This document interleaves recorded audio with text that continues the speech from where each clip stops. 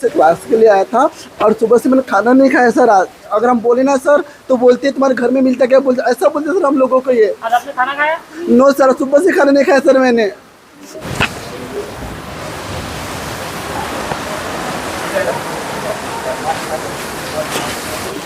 ये देखना चाह रहे हैं देवेंद्र फडणवीस जो माननीय उप मुख्यमंत्री है, वो ये देखना चाह रहे हैं कि बच्चे भूखे रह के बच्चे जो है वो जो खाना नहीं दिया जा रहा है समाज कल्याण के जो कॉन्ट्रैक्टर है ब्रिक्स कंपनी, उनके द्वारा हमारे बच्चे जो है जो यूथ है जो स्टूडेंट है वो आज बेहोश हो गए।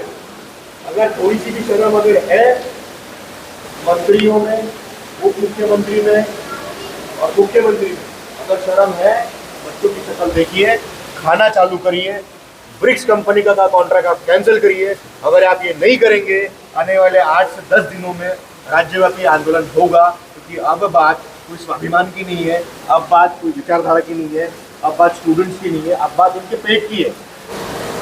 समाज कल्याण के द्वारा कई सारे हॉस्टल चलाए जाते हैं, लेकिन उस हॉस्टल पे ठीक तरह से खाना नहीं दिया गया। मेरे साथ ये जो विद्यार्थी देख रहे हैं आज दिन भर से भूखे हैं और इनको कुछ भी खाना नहीं दिया। इसका कारण ये है कि इसके पहले वीडियो आपने देखा होगा कि एक बच्चा बेहोश हो गया खाना नहीं मिलने के कारण।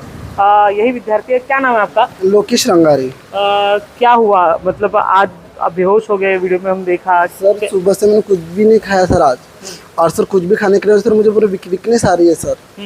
और कब से दिए नहीं खाना? सर एक्चुअली कल शाम को मैं सर मतलब कल दोपहर में मैंने खाया था सर, और रात को खाना खाया था, उसके बाद कुछ भी नहीं खाया सर मैंने। अच्छा, ये हॉस्टल में खाना ठीक से नहीं दे रहे? हाँ सर, ठीक से नहीं दे रहे खाना। अच्छा, कब से हो रहा है ये? सर अभी 2 दिन हो गए सर। 2 दिन हो गए? हाँ सर। अभी आप मैडम से मिले, क्या कहा मैडम ने? मैम बोले कि हम आपका 8 दिन में सॉर्ट आउट करते ही है।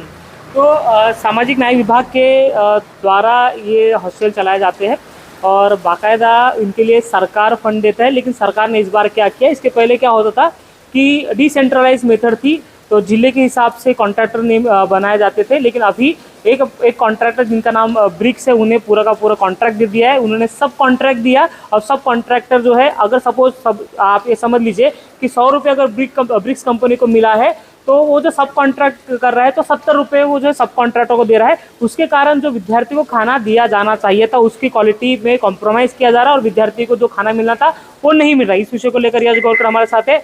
आपने तेलकोटे मैडम से भी बात किया, जो सहायक आयुक्त है, और ये विद्यार्थी की कंडीशन हम सबने देखी। आज दिन पे खाना नहीं खाया उन्होंने, क्या कहोगे?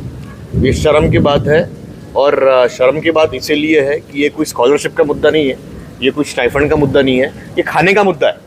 मतलब सामाजिक न्याय के नाम पे बाबा साहेब ने हमको जो सम्मान का मतलब अधिकार दिया, जीने का अधिकार दिया, उसमें खाने को लेके भी बच्चे आज ऐसे हैं कि कोई गरीब का है, कोई किसान का है, कोई बाहर से आके यहाँ पे पढ़ रहा है, और उनको जब खाने की जब बारी आ रही है तो ब्रिक्स नामक एक कंपनी है जो सेंट्रलाइज्ड मेथड के हिसाब से महाराष्ट्र में जितने हॉस्टल्स है वहाँ पे खाना बनाने का काम कर रही है।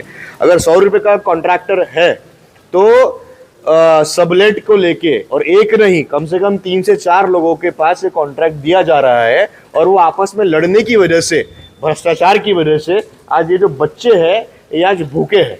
ये बच्चे जो है ये 18, 19, 20, 21 साल के जो स्टूडेंट्स हैं, ये पढ़ाई लिखाई छोड़ के आज सामाजिक न्याय के लिए आज समाज कल्याण के ऑफिस में खड़े हैं। क्या ये सही है? और ये बात ये कहाँ पे हो रहा है? ये 29 हॉस्टल्स जो है हमारे समाज कल्याण के, जो नागपुर में है। नागपुर किसका शहर है? ये पालक मंत्री का है। ये शहर किसका है? ये माननीय उप मुख्यमंत्री श्री देवेंद्र फडणवीस का है। तो सामाजिक न्याय पे आप भ्रष्टाचार जो कर रही है कंपनी, उसके ऊपर आप क्या कर रहे हो? आप कुछ भी नहीं कर रहे। आपको यूथ के वोट चाहिए, आपको स्टूडेंट्स के वोट चाहिए। आप नया वोटर जो है उसको कैसे लुभाना है, इसके लिए आप काम कर रहे हो। लेकिन आज जब खाने की बारी आ रही है, ये बच्चे 2 दिन से भूखे हैं। आज ये लड़का गिर गया, इसका बीपी लो हो चुका है। अभी भी अगर शर्म नहीं आ रही है तो आपको राजीनामा दे देना चाहिए, और अगर आप राजीनामा नहीं दे सकते तो तुरंत के तुरंत ब्रिक्स जो कंपनी और ऐसे जो कॉन्ट्रैक्टर है जो लड़कों का निवाला छीन रहे हैं, उनको आप बर्खास्त कर दो। क्योंकि अगर आप बर्खास्त नहीं कर रहे हो, मतलब कहीं ना कहीं आपके भी तो साठगांठ है ये लोगों के साथ। अगर ये साठगांठ नहीं है तो आप इनको बर्खास्त कर दो।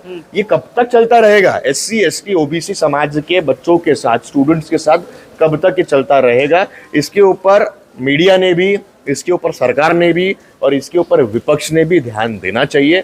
और ये बच्चों का जो हक है वो तो आप कम से कम मत मारो। ठीक है, आपने स्कॉलरशिप में घोटाले किए, ठीक है, आपने स्टाइफंड में घोटाले किए, वहां तक ठीक था। अरे आप खाने में भी घोटाला कर रहे हो, आपको शर्म नहीं आ रही है? अगर आपके अंदर शर्म है, कृपया करके कॉन्ट्रैक्ट आप कैंसिल करवाइए और ये जो बच्चे हैं इनका जो हक है वो आप दिलवाइए। अगर वो आप नहीं दे सकते तो आने वाले 8 दिनों के अंदर बहुत बड़ा आंदोलन होगा, ये आपके खिलाफ होगा और इतना बड़ा होगा कि आप सोच नहीं सकते।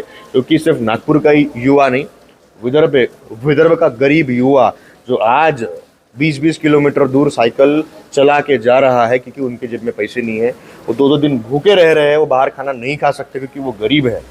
सरकार ने सामाजिक न्याय के लिए इनके लिए स्टाइपेंड की सुविधा की थी, सरकार ने स्कॉलरशिप की सुविधा की थी, सरकार ने खाने की सुविधा की थी। ये आप लोग उनको अगर नहीं दे सकते तो आपको आपके पद से राजीनामा दे देना चाहिए। आप वो भी नहीं कर सकते। अगर आपको आपकी कुर्सी प्यारी है, कृपया करके ये जो भ्रष्टाचार चल रहा है इसके ऊपर लगाम लगाने की जिम्मेदारी आपकी है। अगर आप ये दोनों चीज़ें नहीं करोगे, आने वाले 8 दिनों के अंदर आपको बहुत बड़ा तांडव दिखने वाला है।